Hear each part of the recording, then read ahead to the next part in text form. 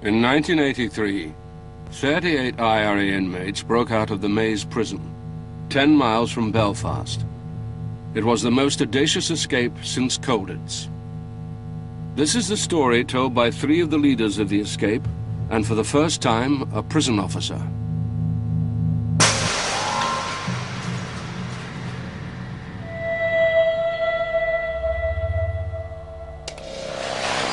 The Maze was reputedly Europe's most secure jail, a prison within an army camp.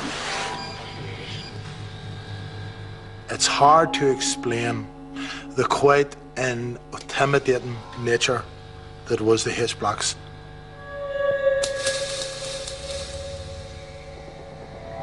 Sentries and sensors and alarms and cameras, and even the fact that the jail is situated more or less inside a British Army military camp.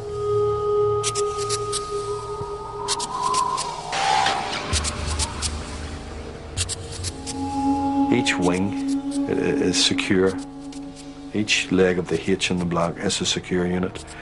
The block's a secure unit. Then that is also in a phase, which is also inside the prison camp, which is also inside a British Army camp. If you want to get out of that there, you have a series of things to do to go from point A to point B, and it's all designed as a hyper-secure unit.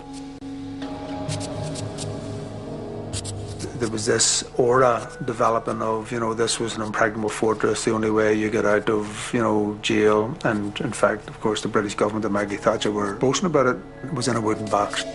It was virtually impossible for any individual criminal to escape. But its designers hadn't accounted for a prison population who considered themselves an army.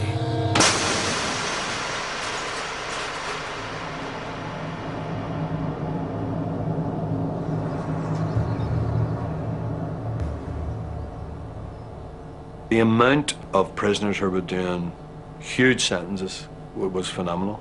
So there were loads of life sentence prisoners, 20 to 30-year sentence prisoners. So in a sense, people had to focus on attempting to get out. One of the duties of a political prisoner is the escape. It's like shooting for the stars. It's like something that you've always really wanted, And what I wanted to do was to not be released, but to escape. It's great to be released, but I wanted to break the system. You just can't willy-nilly get up and start cutting holes in fences. Otherwise, the security apparatus is on top of you morning, in and night.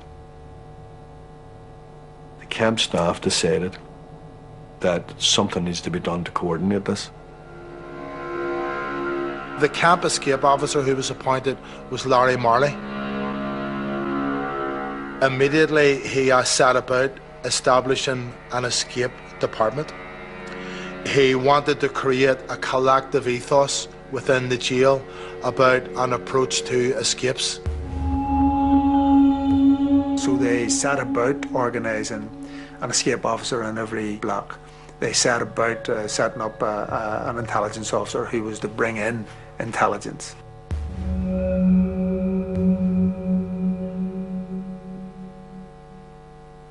It's a very large camp. And when the screws would move you from one part of the jail to the other, they would move you in blocked out vans.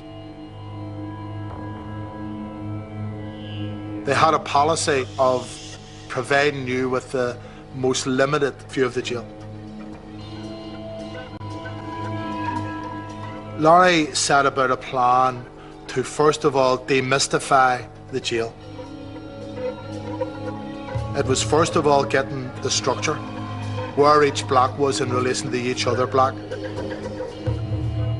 Any aerial photographs that would have existed of the jail in the media would have been smuggled in from outside. There would have been ordnance survey maps smuggled in from outside with a view to developing an outside view of the jail.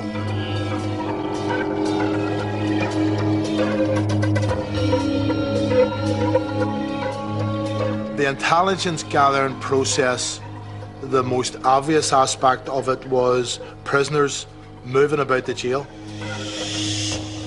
We then made ourselves available for work with the view to infiltrating the system. So prisoners were then working in the prison hospital, prison administration areas, the kitchen, going out on visits, coming back from visits. There was prisoners going out on parole, coming back from parole. Larry then had working with him a think tank, a wee core group, who would go through the information coming in from a central perspective. He was also very innovative, and he used to encourage me when I would say about, look, I think we could do this and do it. And he said, listen, you need to think big. Let's think big. Never mind 4 or 5 people. Why not 20, 25, 34? Why not 40? Why not 50? Think big. Always think big.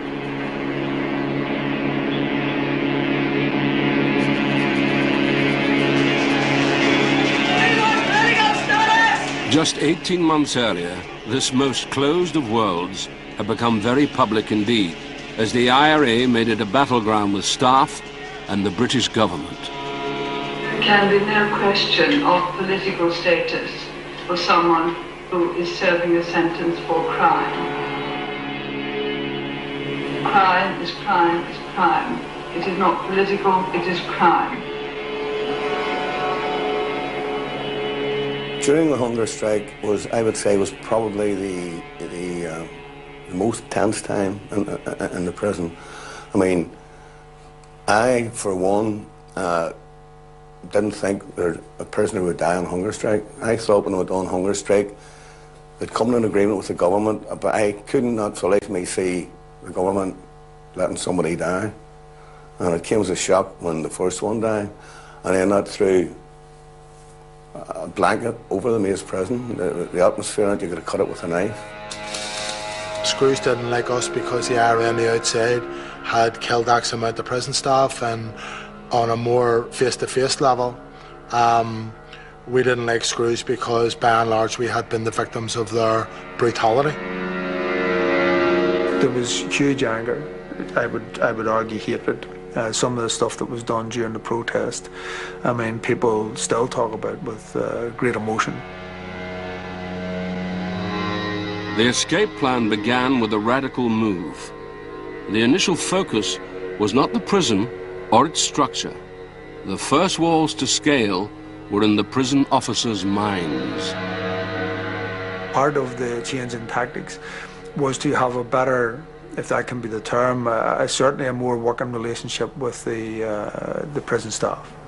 We sat down and we planned the approach to the Screws with regards to trying to create a friendly environment. Part of that was talking to Screws by their first names, arguing with them over calling us by our second names. I mean, if they said story visit, you say, "Man ahead, John, the name's Bobby, what are you shouting like that for?" And trying to create this sort of softness and taking the tension out of the climate. It was crucial for the psychology that existed in the block to be brought to the level of not this hyper-security attitude that they had had. We went through a difficult time on occasions getting Republican comrades to go out into the same environment, the Screws, and act in a way as if you were accepting the status quo. For instance, Vic McFarlane, who would be the OC of the hunger strike.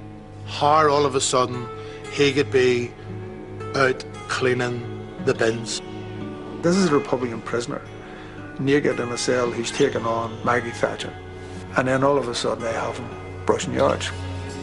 And their attitude actually, strange enough, was in some of them, was they thought they broke us. Others, you know, were a bit suspicious, but there was ones there who actually thought, oh, we've got these guys now.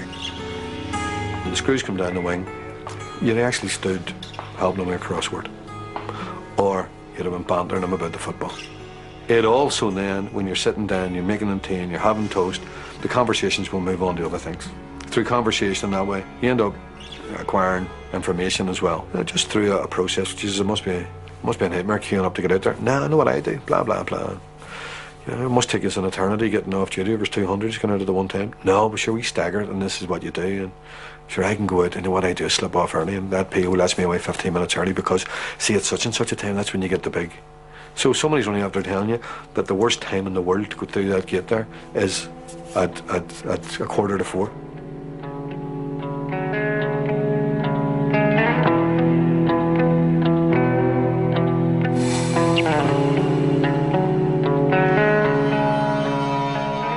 were that eager to see Republicans cleaning their floors and making their tea, they dropped a lot of their caution. And in the case of H7, which was crucial to the work that we would eventually do there, the Screws wanted us to go into the circle area, which was the nerve centre of each of the H blocks, and to clean and to polish their area. It then became acceptable for me to be standing in the grills of the nerve centre of the block, which is their security control room, which is supposed to have the wooden door closed, the steel grill bolted and padlocked. It then became norm for that door to be open. They needed it open for fresh air because there was no ventilation. But it then became norm that they unpadlocked and just left the bar over. It became normal for me to be standing with my arms through that, talking to a screw, getting them a cup of tea, opening the grill, bringing them in tea and toast, closing it over again, walking away. Slowly but surely, it became the norm. The prisoners manipulated the staff. That's the way they worked over probably a number of months. They weren't doing anything to benefit me or any of the staff. They were playing their own tune. Through the strategy of interacting with prison staff, Republicans gleaned a vital piece of intelligence.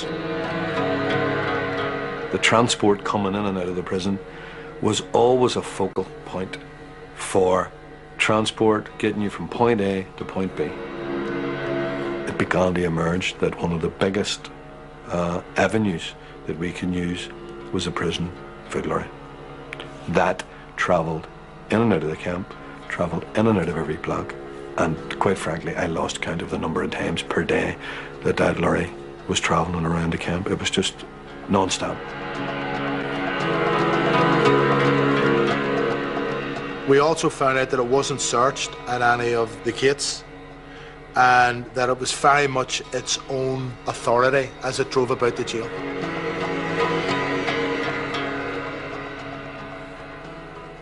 They also learned through intelligence gathering that it went outside the camp for screws who were doing what was popularly called homers, and that would be like moving furniture or just using the lorry for whatever reason they wanted to use it on a personal basis.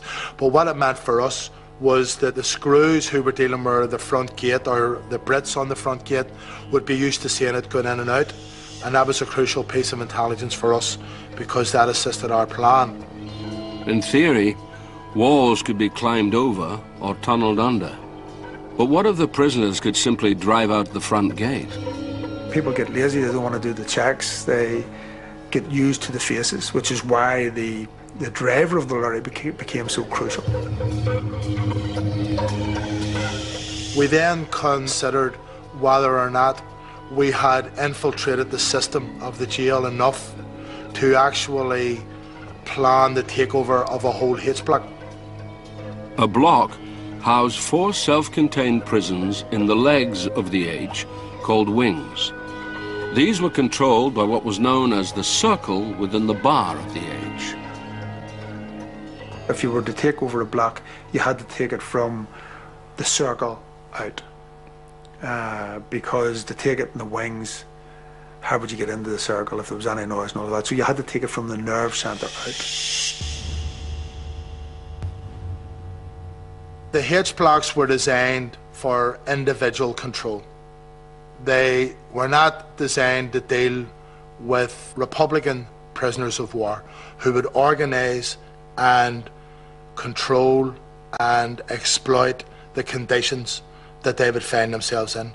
Anybody looking at a H block would see it as a nightmare scenario from the reverse, who would say, whoever gets control of the circle, and in the event that there's 120, 130 Republican prisoners here, controls the block. We sat down in the block to look at all the different aspects, and then we were then charged locally in the block with the responsibility of putting the diagrams together, indicating the alarm points, how they would do point A, how they would take point B, how many people was required. It was meticulous. Some of the stuff was totally and absolutely meticulous because we needed to be able to sell the escape to the IRA outside. We had to be hyper cautious because it had to be written. There is no other way. There was no other way of selling an argument other than putting it in paper and handing it to somebody. So it was all done in miniature.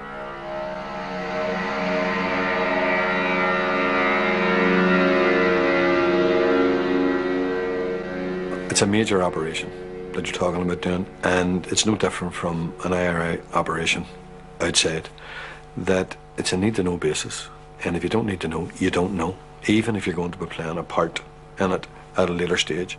I think you used to have a thing, loose lips sink ships, during the war. Literally, there were some people who didn't know about the escape right up to the last minute. And the underpinning security aspect of it was that if we found out that they had breathed a word to anybody by hint or innuendo or anything, they wouldn't be going. I mean, the risk factor in this was huge. I would have recognised early on that if there was no firearms available for the escape, then the escape wasn't going to happen. We worked out that the screws would have had the weight of numbers over and above us out in the administration area, and that we would actually need pistols, firearms, for greater effect and greater influence over the screws. You had to be able to take whoever you were taking and have them basically surrender immediately, because you couldn't afford any fisticuffs or anything like that. And the only way to do that was that they knew that they had no choice. The army leadership on the outside recognised the escape plan as one that could work, and they cleared the operation and agreed to resource it.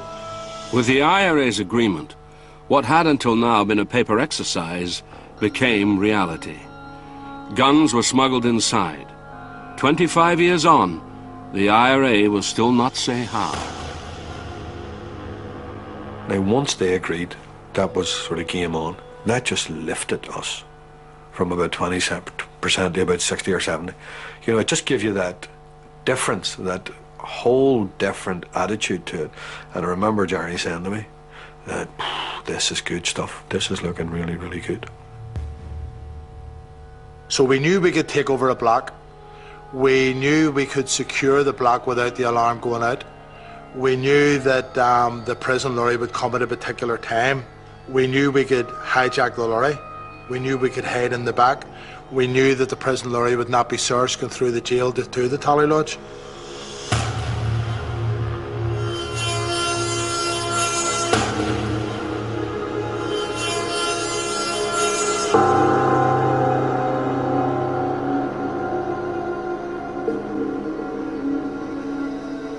The reason we chose a Sunday was Sunday is a closed day.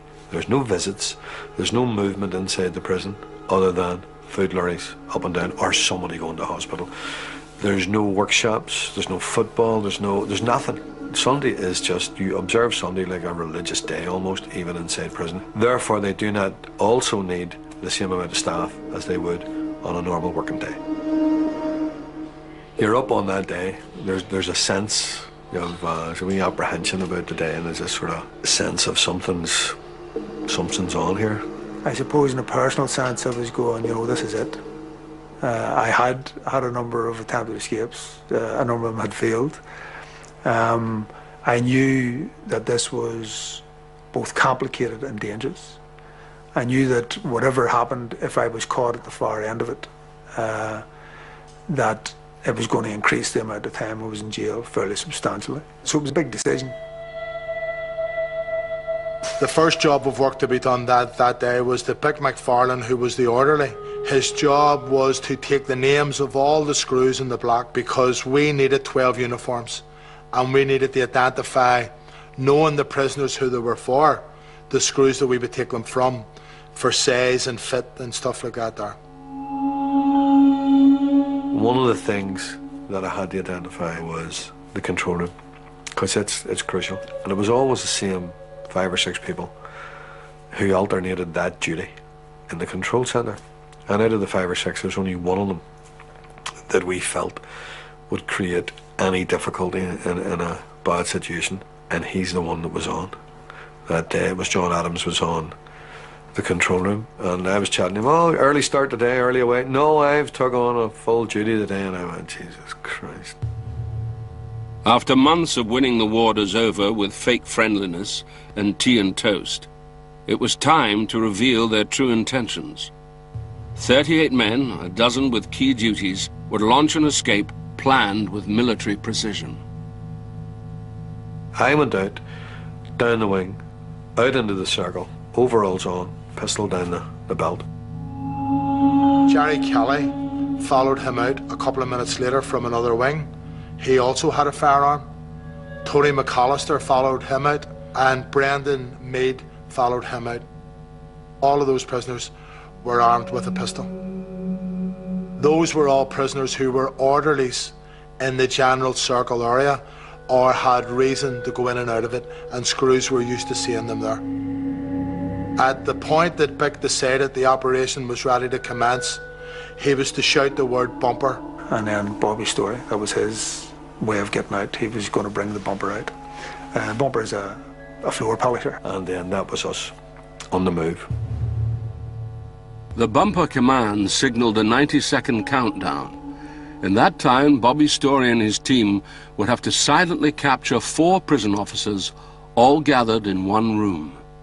We talked about and practiced bringing a level of aggression to each of the moves in order to deter anybody from resisting us and to offset the likelihood of our having to use the firearms. You use verbal aggression to put it across.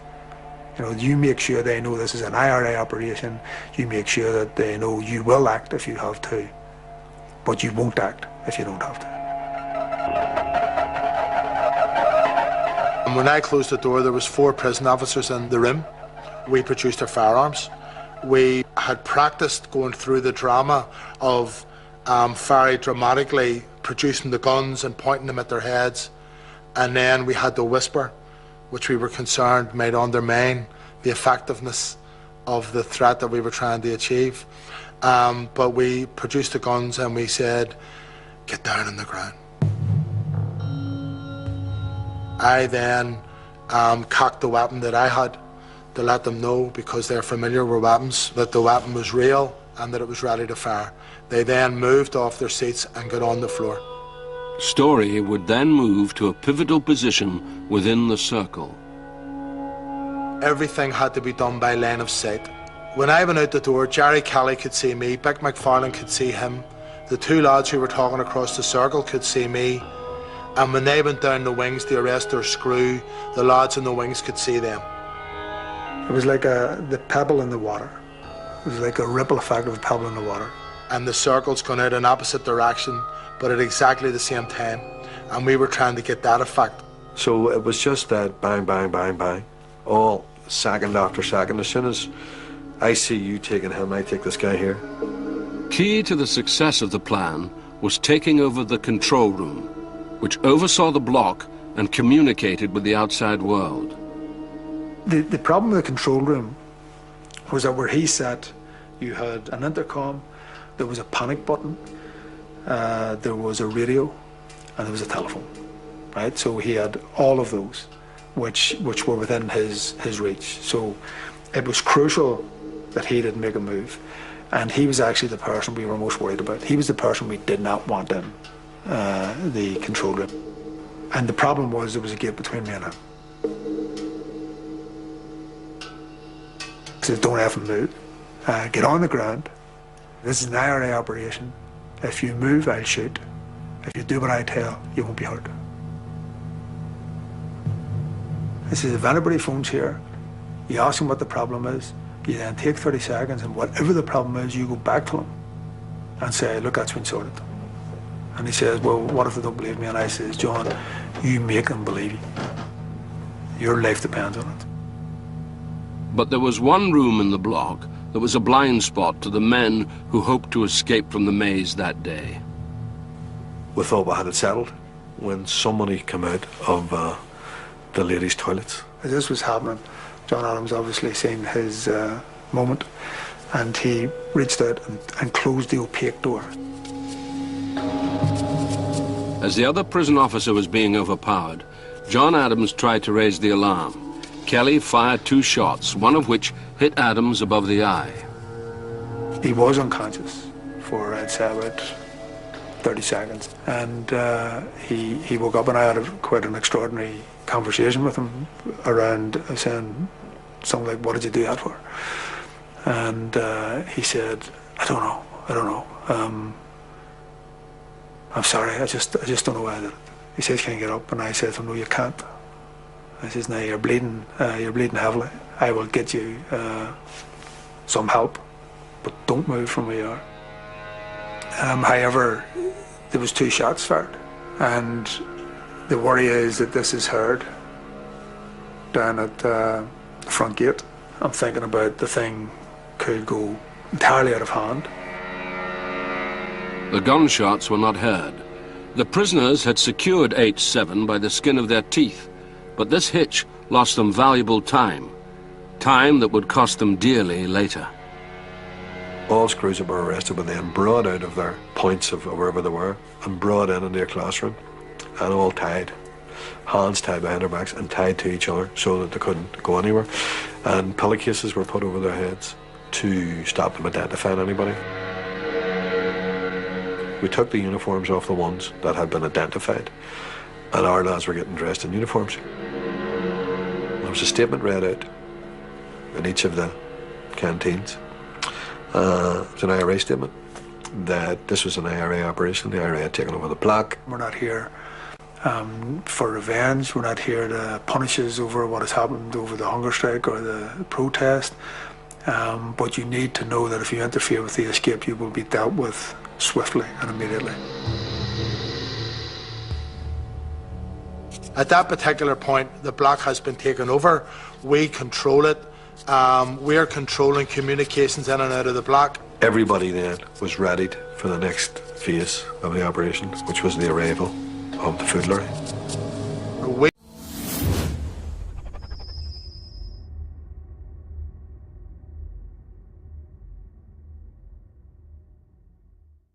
We needed the lorry driver to drive us out of the block. There was a prison officer drove it. None of us could drive it out. He needed to be identified, going through the gates and stuff like that, and we needed to come up with a plan that would ensure that he would do it. This guy was crucial to the escape. Davy McLaughlin was the key pin. So when he got out of the lorry, Jerry Kelly and I went up to him, produced firearms, very aggressively pointed them at him, told him that the block was under Republican control, that he was under arrest, that if he didn't do what he was told, that he would be shot. This is us here at H7. Okay. We made the medical room up like 3 pin boards with maps on it. We had rounds of ammunition sitting on the table and a couple of firearms, just in order that he's seen that he was in an environment that we were absolutely confident in, that we would be clinical about, and that we controlled. The driver assured us that we had his full compliance, and we then started showing him the maps, and he actually started showing us small inaccuracies on the maps. And the reason for that was because he said, "I'm just showing you this in case where you're saying you turn left there, it's actually maybe 40 yards further down, but in case you think I'm driving on and doing something wrong, I don't want you to overreact on me." We then loaded up the lorry with escapees, and there was to be 38 prisoners in all. Jerry Kelly was the only prisoner that did not get into the back of the lorry. His job was to lie across the well of the lorry, below the legs of the driver. That I would have a gun to his stomach, that if he went off, if he did anything wrong, if he did anything against what I said, then he would be shot.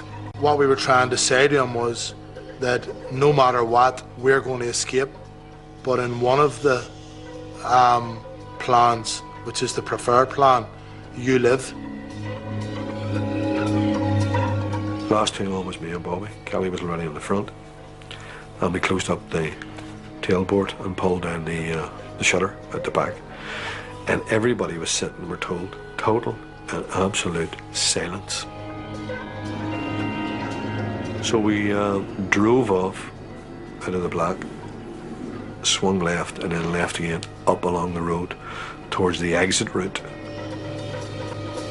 There were just 3 gates between them and freedom, but their greatest hurdle lay ahead, taking the tally lodge, the control room for the main gate. I knew the route. Even though I was lying down, you could see out, and I knew exactly the route down and right down to the tally lodge. I knew the gates we had to go through. You could hear the guy down at the gate shouting up to the driver, "All right, Davy, how's it going?" And he had the gate, the hydraulic opened, and we drove straight through. We went through the second gate, which is the administration gate, and then we drove down to the tally lodge area. The tally lodge was where the prison officers clocked in and out. The plan was to take it over, restrain the guards, and open the gate. The truck would then take the 38 escapees to Scarva, 20 miles away, where they would be met by the South Armagh IRA and taken across the border. On one side you had the security hut or tally lodge. There was a brick post up in the corner sitting above you, and what I wanted to do was to park the lorry so that we could block as much of what was happening on the tally lodge from the Brit. My job then was just to sit there and watch David McLaughlin, and I was trying to keep him calm, but in certain ways he was trying to keep me calm. So I was engaged in a conversation. I says, "How you doing?" He says, "I'm all right." And he says, I says, "You married?" He says, "I am." And I says, "Any kids?" He says, "I have a couple of kids." I says, "How much do you earn?" He says, "Not fucking enough." So I always thought I was quite sharp in the circumstances. Right, lads. Right, and things. You're under arrest. Irish Republic and Army. Three of you be shot. We went into the out corridor, into the offices, arrested the screws, put them on the ground. You on the ground now. Face down, hands out. Now! At that point, Bick came in and left one of his team at the back door to arrest any screws who would follow in their footsteps. And at that point, we had control of the tally lodge. When we got into the back door of the tally lodge, there was a boy standing behind the door with a pistol. And he said, "Get in there." And I didn't know what to make of it. And the last thing I thought of was the provost. Never thought you'd get the hell there. I seen a prisoner I recognised and said to Keith, "Keep quiet, this is a provost." And then my heart started, and I thought it was going to bust out of my chest.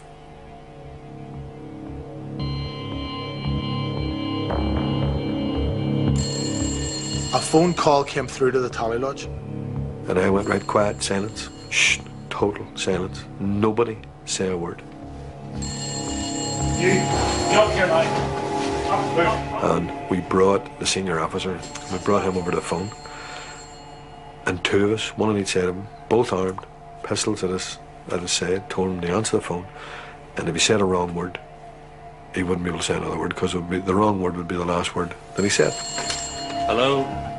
And the phone call was from the emergency control room to say that an alarm had been triggered in the tally lodge.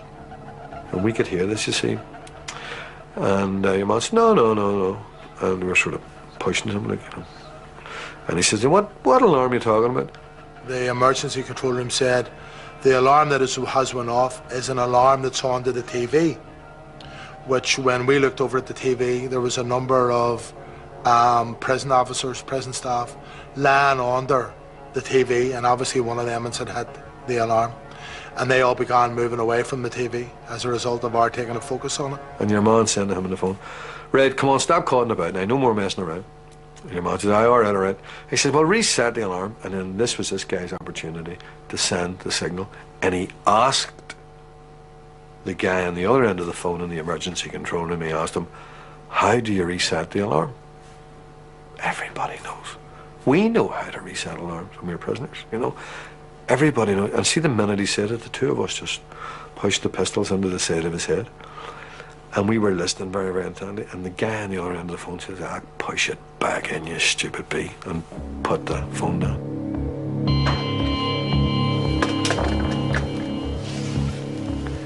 And this guy drained, just physically turned white, you know, the same colour as his shirt, because he tried to send a signal that something was wrong, and the other guy didn't pick it up. We had actually hit this place probably about 20 minutes later, 15, 20 minutes later than we should have, which coincided with the change of duty on and off at that period. That was causing us problems because screws were coming off duty, screws were coming on duty. It was very quickly that we had in the region of 24 prison staff arrested in the Tally Lodge area under gunpoint, and the numbers were mounting. Our lads were standing in what we would always describe now as like a sea of screws. They were just surrounded by screws in onto their legs everywhere. I could see these boys, and to me, although they were in control of the Tally Lodge, they weren't in overall control of the whole situation. And as the boy was saying to me, and I said to him that I think we could take them. I said, I think we could take these boys here. And I don't know why he overheard what I said or why he just seen me speaking to somebody, but I was told in no uncertain terms to keep my mouth shut. He says to me, are you a hero? You're a fucking dead hero. And he pointed a gun at The prisoners had exploited the jail's weakest link, the prison officers. But the staff's anger and humiliation unleashed an unexpected strength. It's unexpected. I will never know what happened. Just all pandemonium broke loose. I don't know who threw the first blow. I don't know what happened. Just everything was pandemonium and scuffling everywhere around me. I ran out and shouted the back, "That's it, go everybody, go." So I went down to open the gate, got the gate the whole way back, ran back in towards Bobby. See, when I did that, they drove 2 cars in and blocked the exit of the lorry. So the lorry wasn't going anywhere. So Bobby then said to me, "Open it, let the lads out." I remember then, I looked to my right and there was something out of the back of the food lorry, and I thought, they were never going to stop jumping. There was a fight in this little open area, and there was a Brit in a box, sentry box, on top of the hydraulic gate to the right of it, literally 10 yards away. And he saw the fight. He saw half a dozen of us battering lumps out of each other down at this gate, but everybody's in uniforms. He didn't see any guns, he didn't see any weapons. The escape descended into a fight between prisoners and staff. 5 officers were stabbed. I seen Jimmy first, and Jimmy's words were to me, he says, "Campbell, the bastards have stabbed me."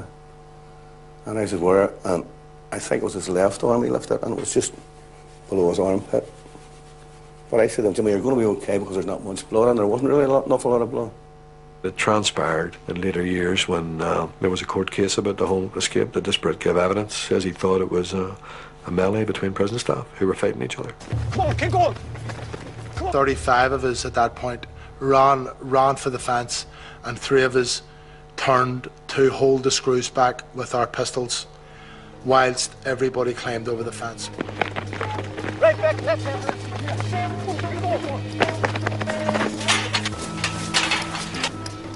So we're going after these boys over the field, and one of them turned around and pointed a gun at me, and I thought it was a replica, and I kept running on him, and that's where he shot me. Shot me in the leg, and well, I went down. That was me out of it then.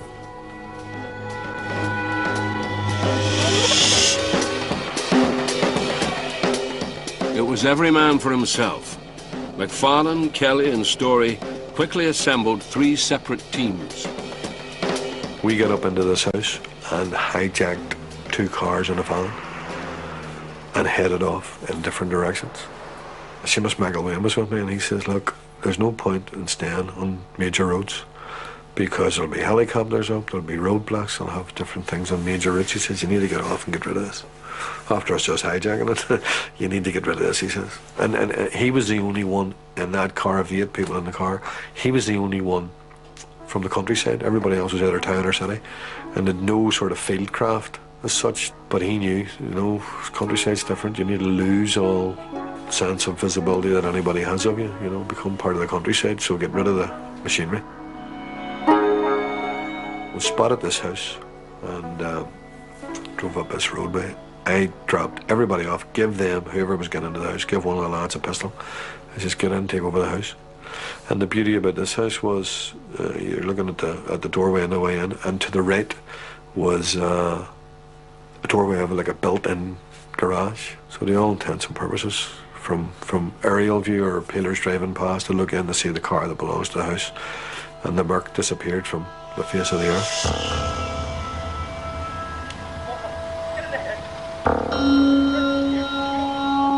We crossed a couple of fields, crossed the road, and we were coming to a river. It was actually the Lagan. We then hid along a hedge and got into the water and hid onto the bank. There was a couple of cows in a field facing us, and they started running off. One of them was startled. We thought people were coming, and they did. It was RUC, military police, and prison staff. They were shouting about prisoners having been seen. One of the RUC men, he pointed over to where we were and said, look at the way the water ripples on the bank there. And he think that's odd and stuff like that. And then he finally handed over his rifle to another RUC man, got down into, if you like, a press-up position for a look under the lip, and he was able to see clearly our heads behind the reeds. We were just clear to be seen. They took us out of the river. This was all under gunpoint, and then they stripped us naked and marched us up to a jeep, and then they brought us back round to the jail. They dragged us out by the feet from the van, dragged us in, kicked us into the punishment cells. Jerry Kelly and his team made it to a nationalist housing estate in Lurgan, where they made contact with a former H-Block comrade. My memory of it is that Match of the Day was on. He was sitting there watching it, and I shouted he had a nickname, I shouted his nickname. And he, literally lifted about sort of whatever 6 inches off the sofa.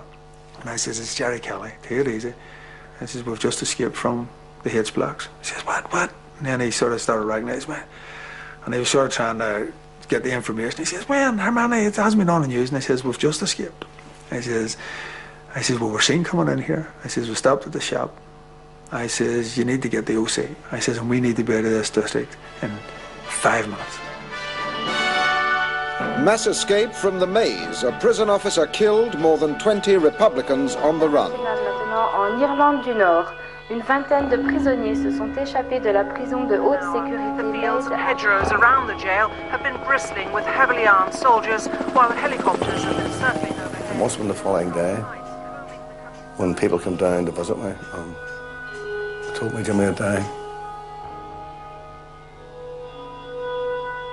I found it hard to believe because I seen the blood on his shirt, and to me it was only a spot of blood about the size of the palm of your hand. There was no great deal of blood, but there you go. 38 prisoners escaped. 10 of them were recaptured by tonight, but the remainder are still at large. Any way you look at it, the escape from the H-Block has driven an astonishing battering ram through one of the most carefully constructed high-security prisons in the world. It is a very grave incident indeed, the most serious in our prison history. The Secretary of State, Jim Pryor, has set up an inquiry immediately, and I think we must await the result of that inquiry. In the meantime, everything is being done to try to find the escaped prisoners and return them to prison.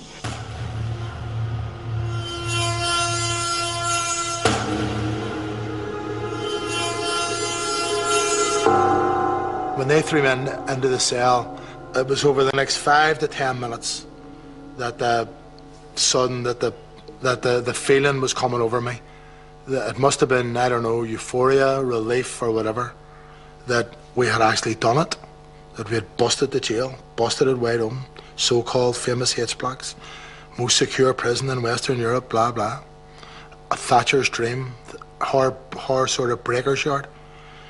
That I was full of adrenaline, euphoria, relief,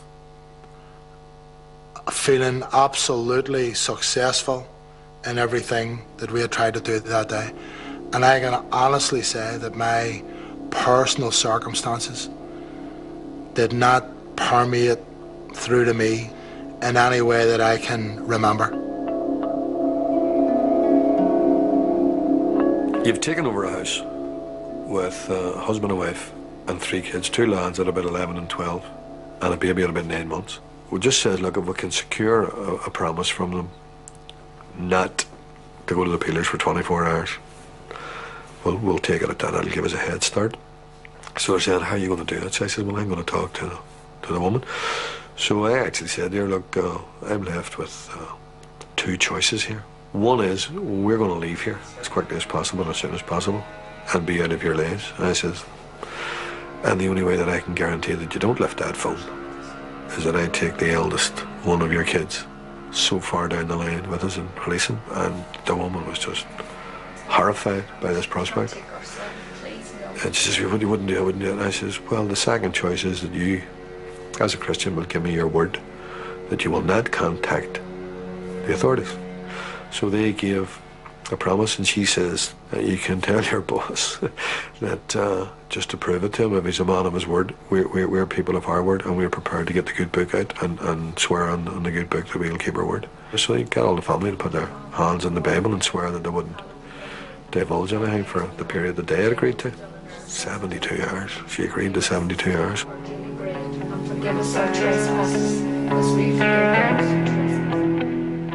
The OC who I knew I had been in jail with had arrived. He says, I can put you in an old dump, an arms dump.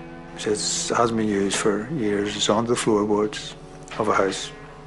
And we said, well, if it's a dump, it's never been found, and they've been raiding lurking for whatever number of years we were doing it, it sounded the best option.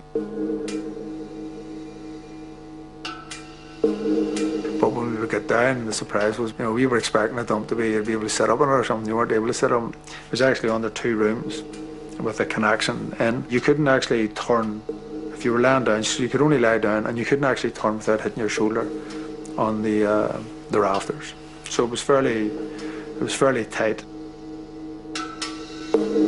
So we said to the couple that were there, we'll just stay down, unless, as children would say, you had to do number 2s, unless you couldn't afford. But I mean, if you're urinating or whatever, we got coffee jars and all sorts of stuff down to say that that's the best way to do it.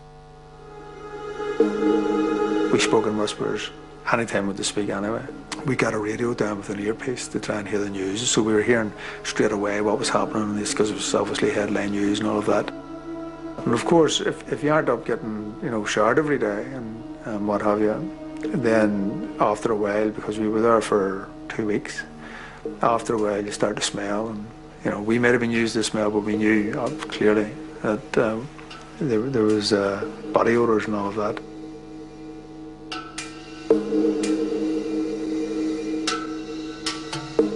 A representative of the Northern Command came to see us and sort of discussed how we were doing all of that.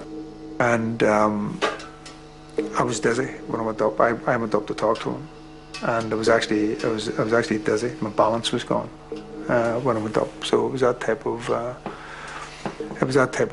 atmosphere. Well, let's keep it going. We decided that we would go to South Armagh because we knew contact people down there that we could get in contact with. We also decided that we would go only at night and travel through fields for the first few hours, as opposed to using any country lanes or roads. Once we got past midnight, we used railway tracks the whole way down towards Newry. So I just remember waking and sitting dozing on the Monday morning at about 7 o'clock. We had taken a small radio as well with us and listening to the news at 7 o'clock in the morning, very, very faint. And just this feeling of birds chirping around you, and you're sitting in the middle of a field, whereas the day before you were in Europe's most secure prison camp. It's actually an unreal type of feeling, it's a wonder. I'm here, I'm out. Is this real? This is amazing. it's quiet, it's peaceful. You can hear the wind blowing through the trees. Come about 8 o'clock at night, we headed off again. Same thing again, over fields, fences. Now people were getting tired, and because you'd walk all night we'd set off about 8 or half 8 at night, and you'd walk, you know, as continuously as possible, right through to about 4 or 5 o'clock the next morning. So we did that for 3 or 4 days. McFarlane decided to take a risk. Knowing they were in a nationalist area, they threw themselves on the mercy of the family in whose barn they were hiding. Just took a chance and got them to go to a local Republican in the area that they knew. 2 big cars came out to pick us up. Once they put us into the cars, that was us driven straight into South Armagh and into safe billets right down, literally 200 to 300 yards off the border. There was this feeling of, like, you know, you'd closed the chapter. That when they arrived to pick us up, there was a confidence about them. They were in their territory. They were in South Armagh. The minute that I got into the car with these people, I relaxed totally and absolutely, and I just felt that is it. This phase of the escape is done. We are now in safe hands. After months living undercover in rural Ireland, Kelly and McFarlane flew to the continent in January 1984 using false passports. Here they resumed their IRA activities with new identities. In jail, the outside world is probably in its true sense of the word fantastic, because your memory of it is exaggerated. What it came home to me was I was actually out walking one day and had to stop at the lights and press the button. When I was walking across the street, it just hit me. You know, just one of those things. I just remember it very well. You know, flip me, I'm out. You know, I'm free. And it was as mundane as that. It wasn't anything extraordinary that happened.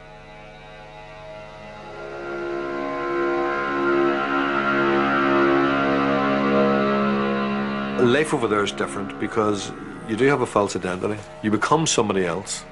You're a face that nobody knows. So you are able to go and walk the city streets of Amsterdam or anywhere, any of the major cities in Europe, bar, of course, England. You're able to go and live anonymously.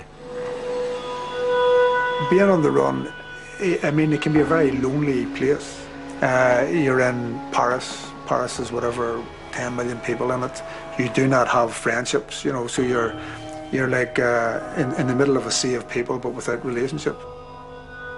You could have decided that you were going to make a life and decided to pull away from the struggle and decided to go and get a job and do all of that. But that was not my decision. My decision was to remain with the struggle.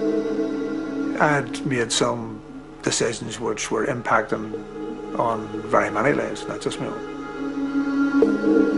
You can have a normal life, with the exception is you're always watching over your shoulder for the wee odd glitch that might happen or something isn't right, and you obviously have a set of procedures, you know, security procedures that you adhere to religiously every day. A car accident was enough to put us back in jail.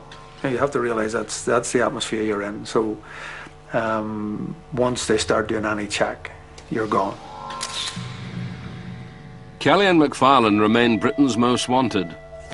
The escape had been a propaganda coup for the IRA and a personal affront to Margaret Thatcher.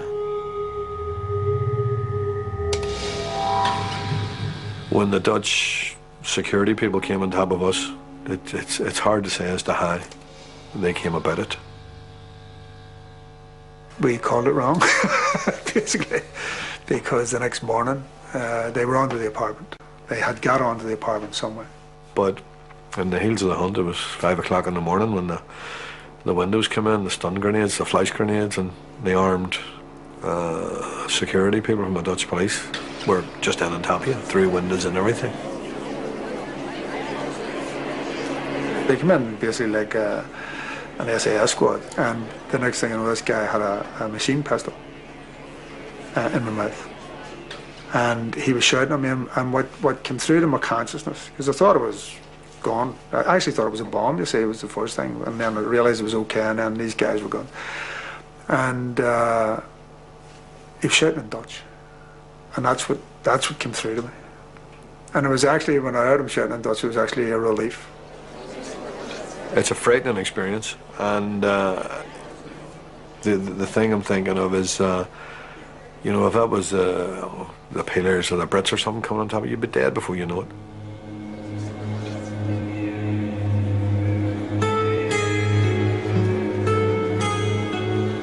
The extradition process ran to the end of it, and I think it was the 4th or the 5th of December 1986. They flew us back in and then brought back up into the H blocks.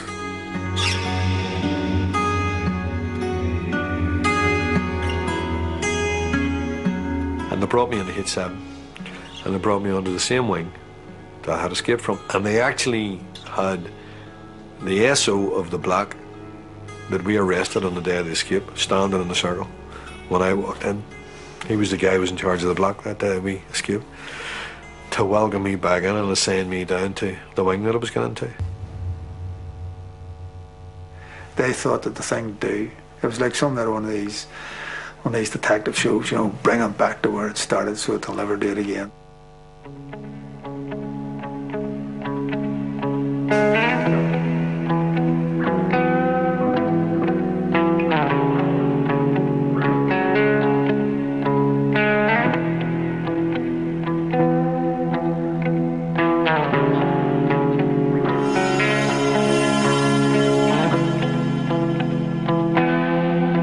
The plan was that if he did not return within 10 minutes to tell us that there was a problem, then we knew the escape was on.